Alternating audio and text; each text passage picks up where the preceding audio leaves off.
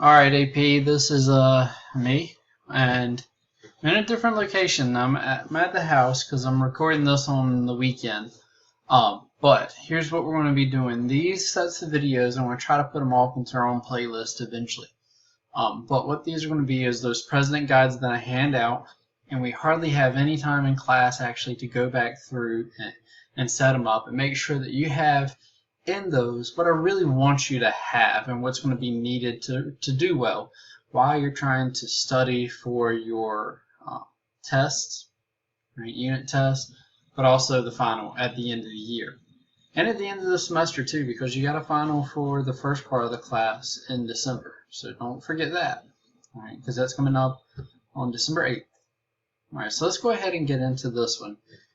I'm going to go back and do one on Washington and Adams later, but we've already kind of covered those, and I really want to do the ones that we don't have any coverage on yet. So we're starting off with Jefferson.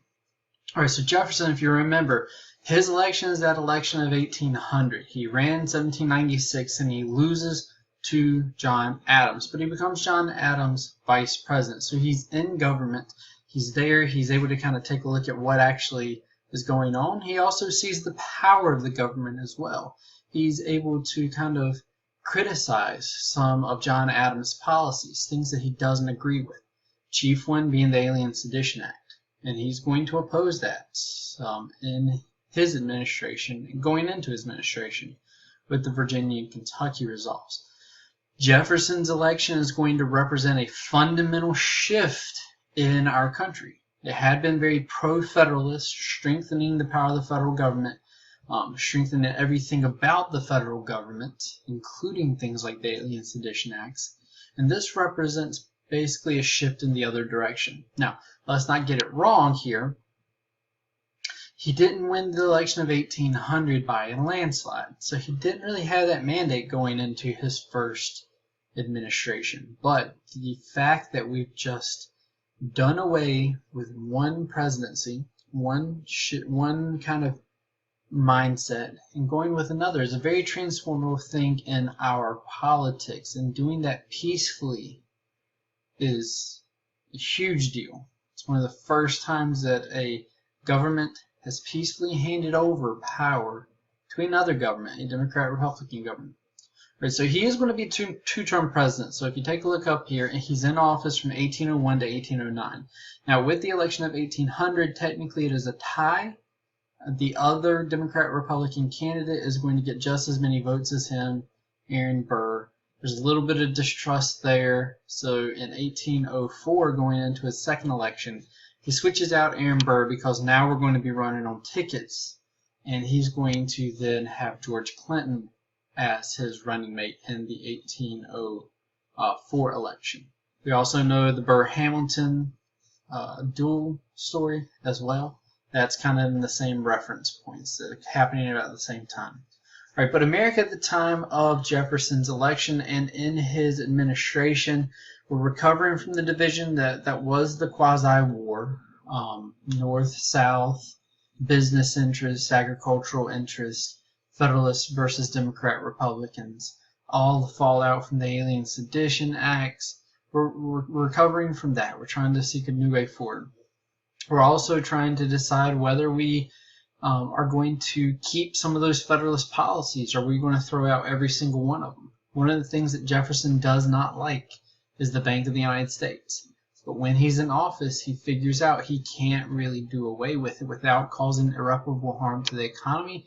And two, he doesn't really have the political, I don't want to say acumen, but the political weight to throw behind such an adventure. So he doesn't really push that as strongly as he probably could have. We're still weak militarily. Right? We are nothing like we're going to become later in the 1900s. So we're getting kind of pushed around a little bit by the stronger forces, mainly Britain and France. We've seen this before. I call it the Chihuahua situation. We're still getting pushed around. We still got that impressment problem. Let me go ahead and decapitalize that for a second. But we're still in an agricultural country.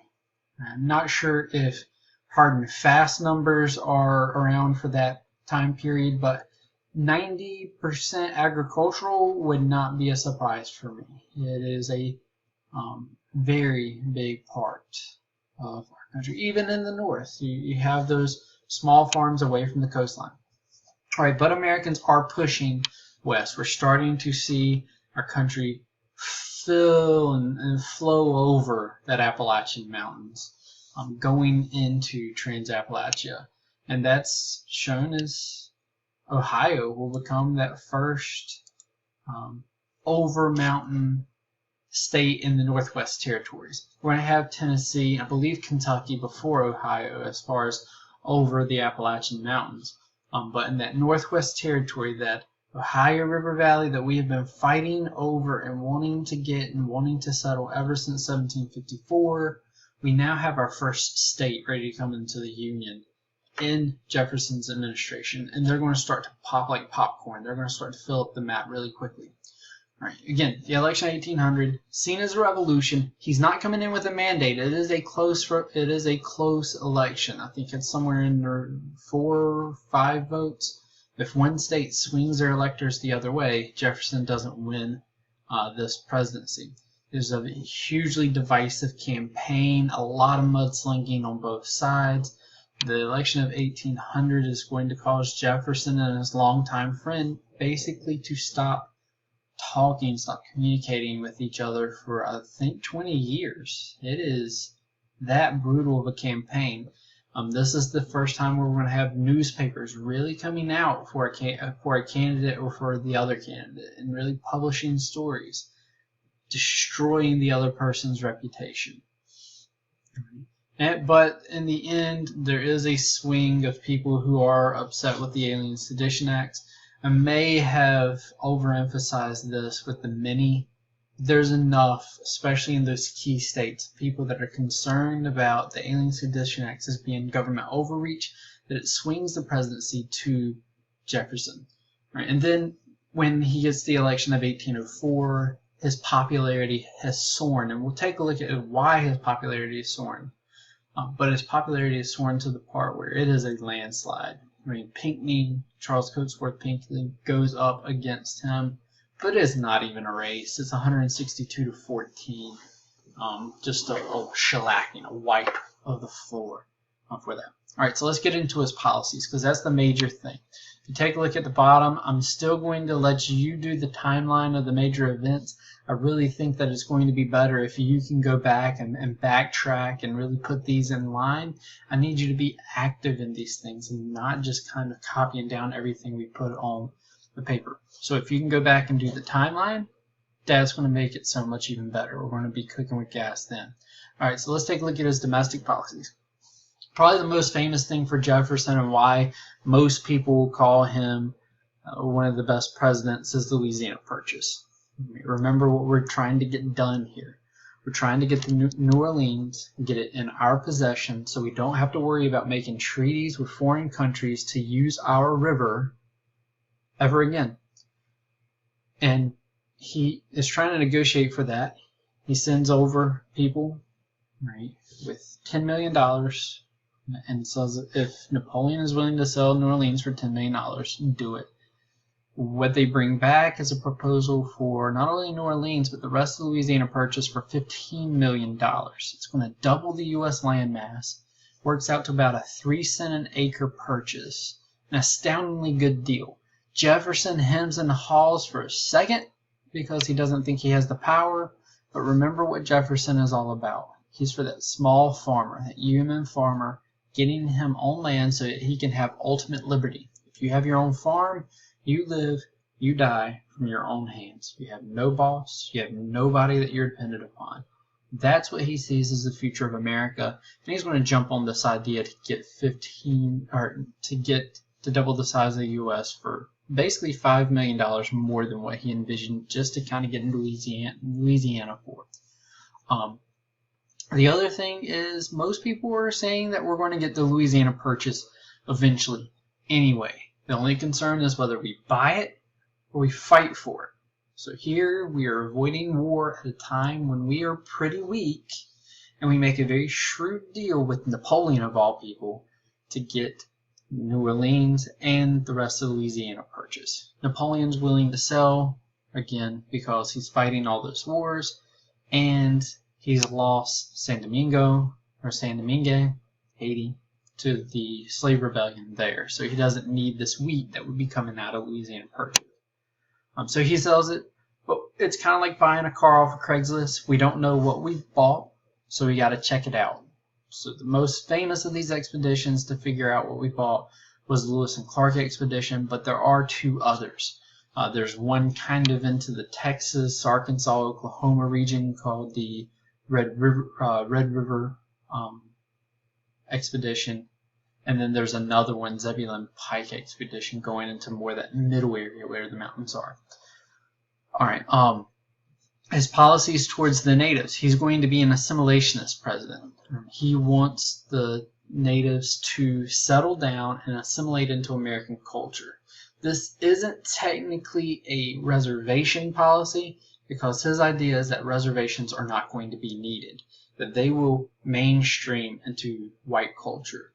But he reserves the right to fight wars. He believes that if the natives do not assimilate and then fight an aggressive war against the U.S., that the U.S. should not stop that war until the tribe was obliterated or pushed further than the Mississippi River. So on one hand, he's got these Enlightenment ideals that natives should be treated with respect and integrated into the culture, but on the other hand, if it comes to war, we should not stop.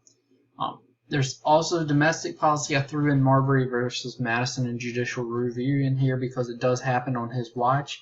Not sure the result in Marbury versus Madison is the one that Jefferson wanted, because even though he gets what he wants out of it, there's not going to be any more Federalist judges on the bench opposing Jefferson and opposing Democrat Republicans. It's also vastly increasing the power of the federal government. In class, we mentioned the theory of Thor's hammer. This is the Supreme Court laying down the small little hammer where they would have been able to give that Federalist bench. Now they're picking up Thor's hammer and smashing down laws, not court decisions, but laws that they deem to be unconstitutional. And that's a very big power to have. Jefferson, I don't think, was intending for it to go that far, but he's not in control of the Supreme Court. So, sorry about that, bud. All right, foreign policy. As I do the wrong thing there. Foreign policy, Jefferson is not really known as an aggressive foreign policy president. However, we do fight our first foreign war, and he's also trying to figure a shrewd route between war and utter capitulation when it comes to Britain. So the first Barbary War, let's get there first. First Barbary War is in the Mediterranean Sea. You got those Barbary pirates. They're basically trying to force us to pay money to allow us to use the Mediterranean Sea to trade. They capture a few ships. One of them is the Philadelphia, I believe. And in return for that, Jefferson is basically going to send a small naval fleet over into the Mediterranean, and then essentially has Congress declare war while they're there to show off the power and then use that power. What's happening here is he's trying to finagle some of the politics in the Middle East, but in the Mediterranean. He's trying to get a couple of the other Barbary states to declare war on a third Barbary state. In the end, that's exactly what is going to occur, and we will win that war when I believe it is Tripoli that will capitulate to us. So we win this war. We still have to pay some bribe money, but it is much lower than any other country dealing with the Barbary pirates. So we have a competitive advantage now trading in the Mediterranean. All right, Chesapeake and Leopard Affair. The Chesapeake and Leopard Affair is off of the coast of Virginia, 1807. It's right around when we put that Embargo Act in. Now, we've had impressments before. A lot of those impressments deal with American merchant ships being stopped by British military ships. They search the crew. They take people who they say are British into their ships, and away they go. For this one, it's different because it's an American fighting ship. It's an American naval ship, this Chesapeake, that is stopped by the HMS Leopard. And the Leopard fires into that ship. That definitely is going to tick us off. We send another ship, the USS Revenge, to basically say, hey, what in the world's up, Britain? It's fired upon as well. Jefferson has to prepare us to war.